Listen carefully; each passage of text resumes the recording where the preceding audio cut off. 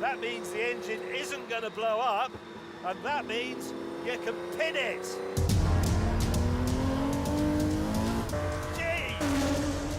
It's the world's fastest canoe!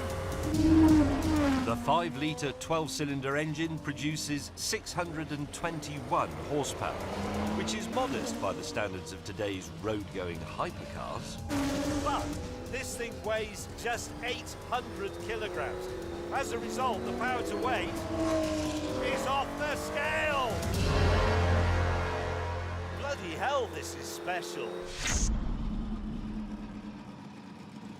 I'm amazed Porsche let me drive it at all. I mean, they didn't give me any training. They just put me in and said, pulls this and turns that, and you'll be fine.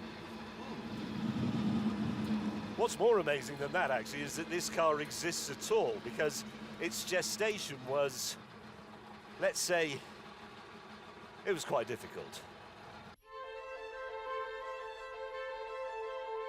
The story of its birth starts in 1968, when the governing body for sports car racing, alarmed that the top-end unregulated prototype cars were becoming too fast, too expensive and too dangerous, decreed that such machines should have engines no larger than 3 litres.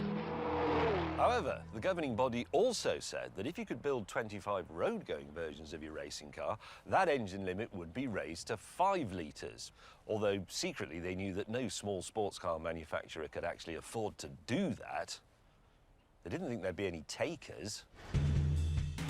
What they hadn't reckoned on was Porsche's head of motorsport, Ferdinand Piëch.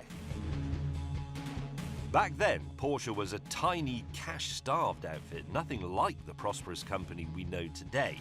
But Piëch was so consumed with scoring an outright win at Le Mans that he decided he was going to build those 25 cars, even though the next Le Mans was only a few months away. So everybody, and I do mean everybody, the accountants, managers, office juniors, secretaries, they were all hauled away from their desks to go down to the production line and work on getting those cars ready. They actually became known as the secretary cars. The ragtag Porsche team just made the deadline, and the motorsport inspectors gave the road cars the sign-off, presumably not inspecting them too closely, or they would have noticed that most of them had truck axles. With the green light given for Porsche to enter the Le Mans race, Piëch got to work getting some cars ready in time.